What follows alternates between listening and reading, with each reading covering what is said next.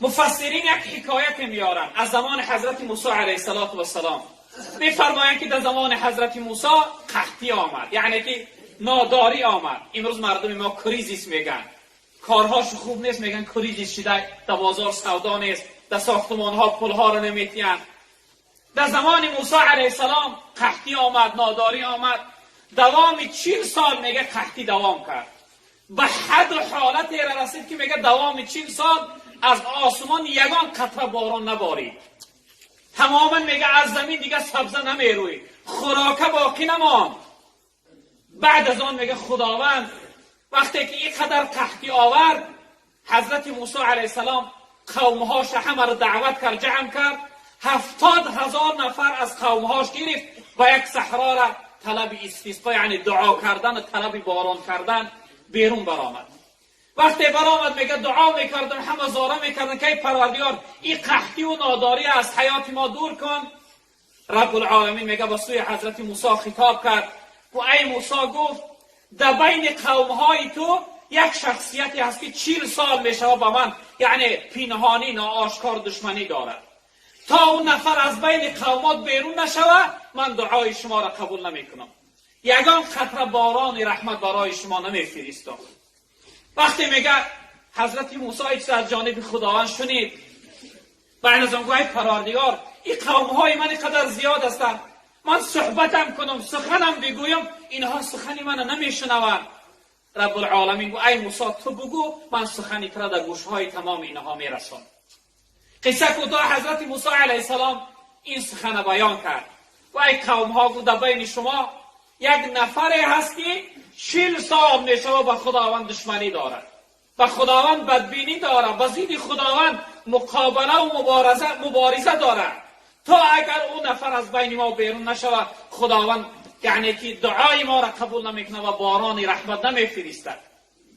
این شخصیت میگه وقتی این سخن حضرت موسی را شنید فکر کرد شاید غیر از من یگان نفر دیگه هم دشمن خدا باشد. وقتی نگاه میکرد هر طرف همه قرار است شخصیتی از اون جمعیت بیرون نمیشود.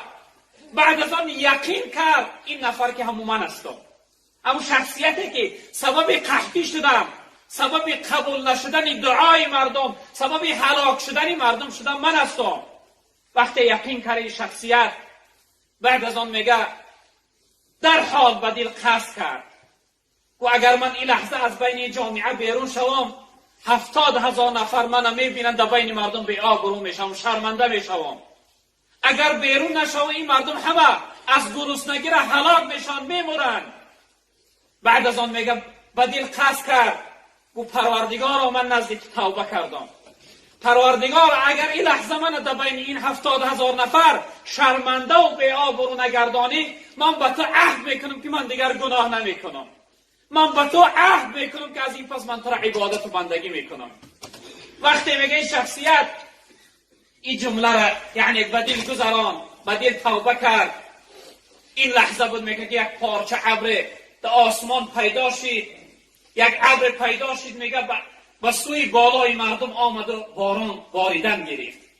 حضرت موسی علیه السلام میگه گفت سبحان الله، پروردگارا گفت از بین جمعیت یگان نفر بیرون نشده است، یگان کس بیرون نشده از بین جمعیت. این باران رحمت باریده است، از چه حکمت، از چه سیر است؟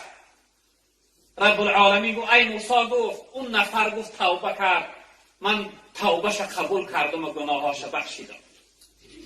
حضرت موسی علیه السلام گفت ای پروردگار گفت از تو من بسیار التماس میکنم این شخصیتی خوشبخت برای من نشان بده. این خوشبخته که در یک لحظه توبه کرده، تو دعاش قبول کردی، توبهش قبول کردی و سبب نجات قوم من شد. این شخصیتی خوشبخت برای من نشان بده. رب العالمین به سوی حضرت موسی علیه السلام گفت ای موسی گفت من خبرکشی را دوست نمیدارم، شوردازی را دوست نمیدارم. گفت این شخصیت 40 سال به من دشمنی داشت، شورش نداختم، در بین مردم آشکارش نکردم. امروز که توبه کرده است، امروز یعنی خبرکشیش میکنم، هرگز خبرکشی نمیکنم. گفت ای موسی گفت من